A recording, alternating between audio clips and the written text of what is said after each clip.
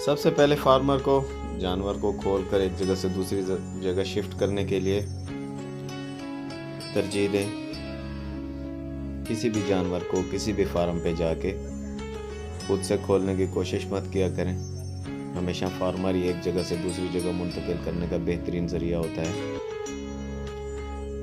उसके बाद general examination करें। जनरल एग्ज़ामिनेशन के बाद जो है हमने उसकी लूज़ बैंडेज जितनी भी थी उसको देखा गौर से, और उसकी जिस्मानी हालत पे मज़ीद जो दाने नमूदार थे उनको देखा। अब सबसे पहले हम उस बैंडेज को, उस लूज़ पॉइंट को ओपन करेंगे। अब इसका जनरल व्यू देखते रहें, जानवर के अतराफ़ में घूम कर देखें तो आपको मुकम्मल तौर पर इसकी हिस्ट्री मालूम हो जाएगी और कुछ फार्मर की ज़ुबानी भी मिल जाएगी। अब यहाँ पे हमने जो लूज़ बैंडेज खुलने के बाद मुआयना किया तो हमारे सामने कस्टमर्स की कितनी, फार्मर की कितनी मिस्टेक्स हैं वो भी सामने आ गई कि उसने ऑयल और पता नहीं क्या क्या उसमें यूजेज किया हुआ है। ज़ख़म जितना बड़ा भी होगा वो हमारे सामने आ जाएगा। उसके कॉर्नर देखेंगे, उसकी अंदरूनी हालत देखेंगे। अगर मुनासिब हो तो जानवर को बिठा दें या लिटा दें ताकि जानवर कंफर्टेबल महसूस करे।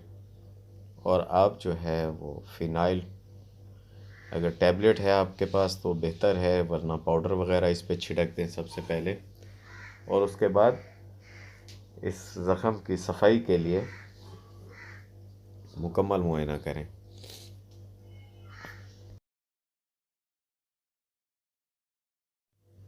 रेगुलर मुआयना भी करते रहें और इसकी अंदरूनी हालत को देखें। तो इसमें अब कीड़े पड़ चुके हैं।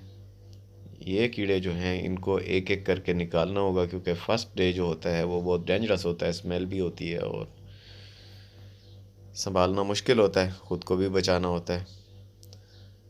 तो टिशू हमारे पास एक बहुत बड़ा ज़रिया होता है जो इस ज़ख़म के पानी को एब्ज़ॉर्ब करता है।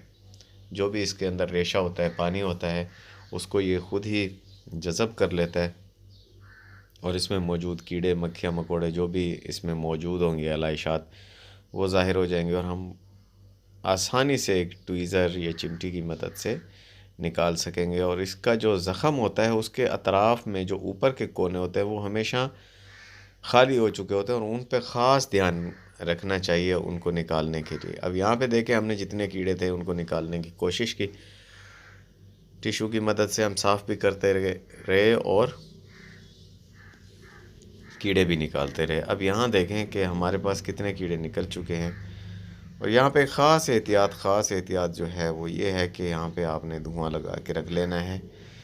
अब जब आपको महसूस हो गया कि ज़ख़म बिल्कुल ख़ाली हो चुका है तो आप उसमें एक फ़िनाइल टैबलेट पूरी डाल के 5 से 10 मिनट के लिए छोड़ दें।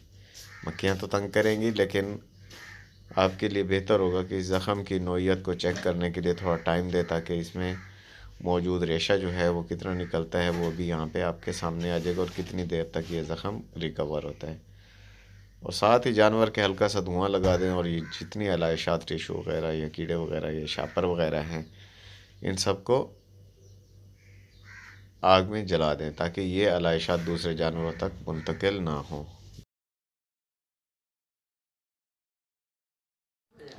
इन मुकम्मल अलाइशात को साफ़ करने के बाद मज़ीद कुछ लम्हे इंतज़ार करें और ज़ख़म जो है वो उस तरह बिल्कुल साफ़ होने के बाद थोड़ी देर उसको मज़ीद टाइम दें ताकि अच्छी तरह इसके जो कीड़े मकोड़े हैं वो अंदर से ज़ख़म से बाहर आ जाएं, और फ़िनाइल की मदद से टैबलेट डाल के इंतज़ार करते रहें। ये फ़र्स्ट डे का प्रोसीजर कम से कम आपका 1 घंटा लेगा ऐसे ज़ख़म को साफ़ करने के लिए। ऐसी हालत में कई डॉक्टर्स जो हैं वो मिस्टेक्स कर जाते हैं, फ़र्स्ट डे से ही प्रोसीजर को छोड़ देते हैं। तो इस किस्म के प्रोसीजर को जारी रखने के लिए आपको कम से कम 10 से 15 दिन ज़रूर लगेंगे और हम कोशिश करेंगे कि आपको ये प्रोसीजर फुल रिकवर तक दिखाएं।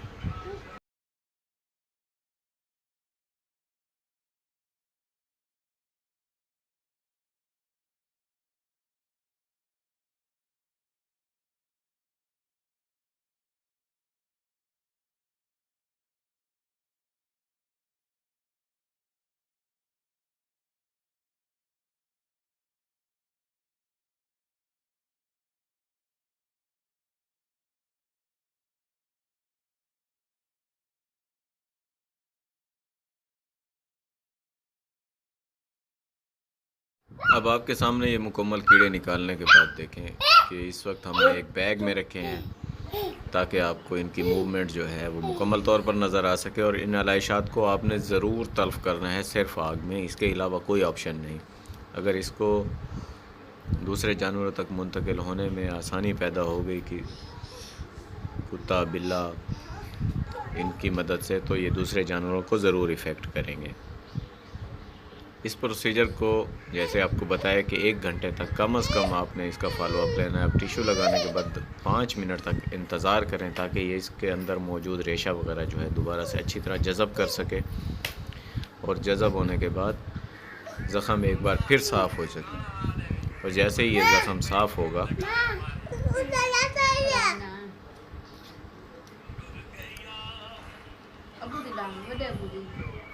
तो ये आपके लिए आसानी पैदा हो जाएगी, ज़ख़म जो है बिल्कुल साफ़ हो जाएगा। ये बहुत मेहनत तलब काम होता है और डॉक्टर्स जो हैं वो इस वक्त इंतहाई जल्दी का मुजाहरा करते हैं। और कोशिश कीजिए कि ज़ख़म वगैरह को जो है वो हाथ भी ना लगे, ग्लव्स या टिश्यू की मदद से उसको साफ़ करते रहें।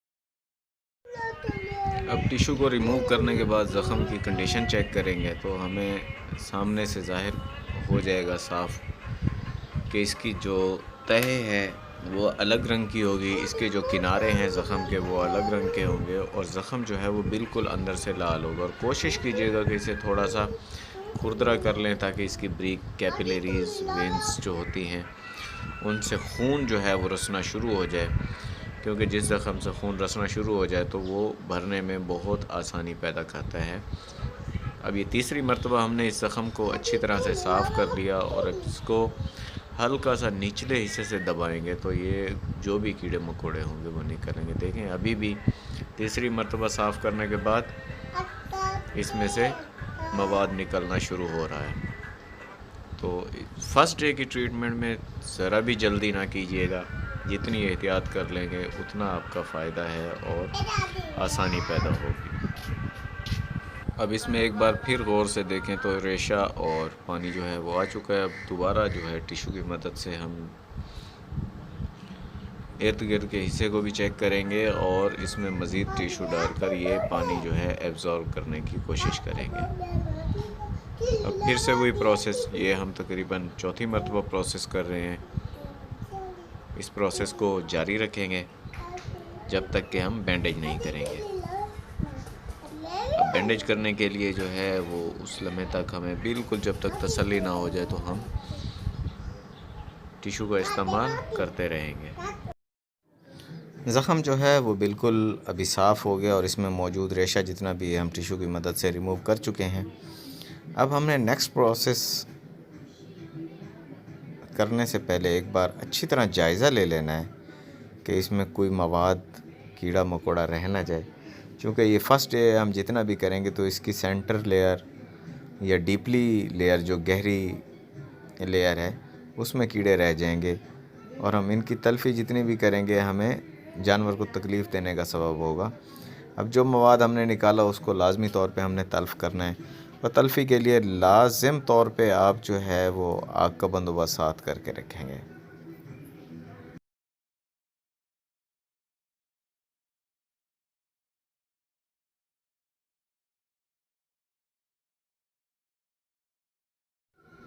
अगर आपको ये वीडियो अच्छी लग रही हो तो हमारे चैनल को सब्सक्राइब करके हमारी हौसला अफजाई कर दीजिए।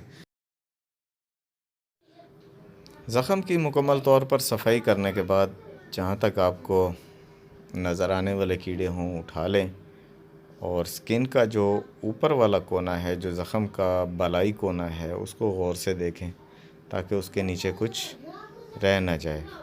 इसके बाद बहुत ही अहम मरला शुरू होने वाला है, वो ये है कि आप एक बैंडेज बनाएं जिसमें आपने कॉटन की जगह टिशू डालना है, और जिस साइड से आपका ज़ख़म नज़र नहीं आ रहा और आपको महसूस हो रहा है कि उसमें खला है, तो आप उस खला वाली जगह में ट्वीज़र की मदद से, चिमटी की मदद से या किसी नोकदार चीज़ की मदद से, बग़ैर कोई लोशन, पायोडीन, हाइड्रोजन वग़ैरह कुछ भी लगाए बग़ैर उसके अंदर धकेल दें। काटन, बैंडेज, टिशू जो भी आप इसके अंदर डालेंगे वो एब्ज़ॉर्बेबल होनी चाहिए, ताकि आने वाला रेशा, पीप, मवाद जो भी हो वो इसमें जज़ब होता रहे। अब जो बारीक हिस्सा था वो हमने कर दिया, और थोड़ा सा कोना इस बैंडेज का बाहर रखेंगे ताकि कल हमें निकालने के लिए तकलीफ़ ना हो।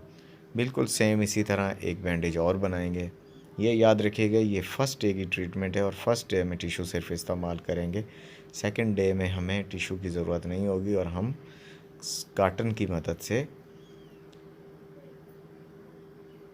इसको फिल करेंगे। अब ये जो बलाई कोने हैं, इन कोनों में आप हल्का हल्का जो है ये इस बैंडेज को डाल देंगे, और जितना भी ये ज़ख़म गहरा है, जितना बड़ा ज़ख़म है, उसी ज़ख़म में आप जाके बलाई कोनों में डालते हुए बिल्कुल नीचे भर दें। अब ये ज़ख़म भरने के बाद आपने कोई मवाद नहीं डाला। अब कोने जो हैं उनको एंटीसेप्टिक मेडिसिन से क्लियर करने के लिए पायोडीन, हाइड्रोजन, सिप्रेट जो भी आपके पास है, फ़िनाइल वग़ैरह, वो आप ऊपर इसके डालें ताकि आपको जो है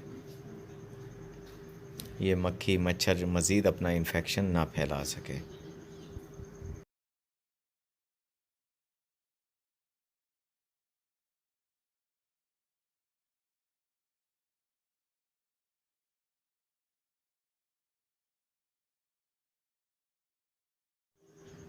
पायोडीन वग़ैरह दवाई डालने के बाद, क्योंकि ये हमने ऊपर ही छिड़की है ताकि मेडिसिन जो है वो ज़ख़म को कवर करने में हमारा साथ दे। अब हम एक बैंडेज बनाएंगे जिसमें हमने काटन रखनी है। ज़ख़म के अंदर हमने टिशू इस्तेमाल किया था और यहाँ पे हम काटन रखेंगे। और काटन और पायोडीन को फ्रेशली जो है हम स्वैप्ड कर लेंगे। पायोडीन इस पे इतनी डाल देंगे कि ज़ख़म जो है, जो हमने बलाई सतह बनाई है, ये उसके ऊपर पूरा आ जाए। ये इस तरह हम निचोड़ने के बाद ज़ख़म के साइज़ के मुताबिक हमने बैंडेज बना के ऊपर रख दी। अब हम इस पे बैंडेज कवर का प्रोसेस करेंगे। कोशिश कीजिए कि बैंडेज जो है, ये देखिए बैंडेज उल्टे हाथ से घुमाना होती है ताकि ख़ुद ब खुद बैंडेज खुलती जाए और आपका हाथ जो है वो चलता रहे। अब ये बैंडेज का मरला मुकम्मल करते हुए हम एक लेयर बनाएंगे। जैसे ही लेयर बनाएंगे तो इसको हमने बांध देना है।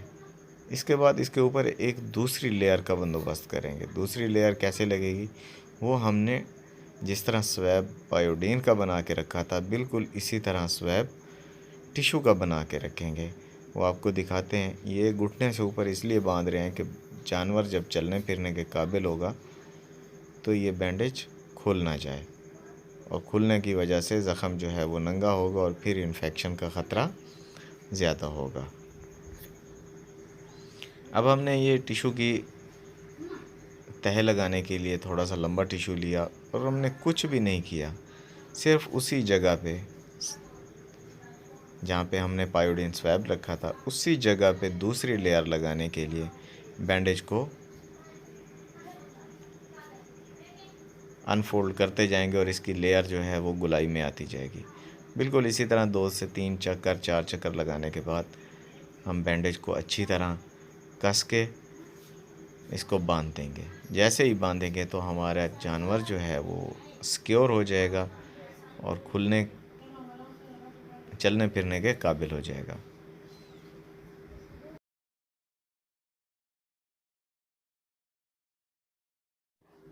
अब बैंडेज मुकम्मल होने के बाद हम जानवर को काफ़ी देर जो रिलैक्स किया था, हमने इसको थोड़ा सा फिज़ियोथेरेपी करनी है। इसकी फ़िज़ियोथेरेपी किस तरह होगी कि जो हमने बैंडेज की इसको हमने मूव ऑन कराना है। अब मूव ऑन कैसे करेंगे? जहाँ पर जानवर बैठा है इसी जगह पर बैठा रहेगा, क्योंकि काफ़ी दिनों से शायद ये बैठा नहीं था, इतनी देर कंफर्टेबल रहा है। अब इसके पाँव को पकड़कर जो इसका जॉइंट था उसको हमने हल्का सा झटका दिया ताकि इसकी झिझक ख़त्म हो, और इसको चलने के लिए अपने पाँव पे खड़ा कर दिया। जैसे ही हमने खड़ा किया तो देखिए ये अपनी स्पीड में चलने के काबिल हुआ, और सेम उसी जगह पे बांधने के लिए फार्मर को हमने इजाज़त दी ताकि वो बांध सके। अगर आपको ये वीडियो पसंद आई हो तो ज़रूर लाइक, कमेंट, सब्सक्राइब कर दीजिएगा। बहुत शुक्रिया।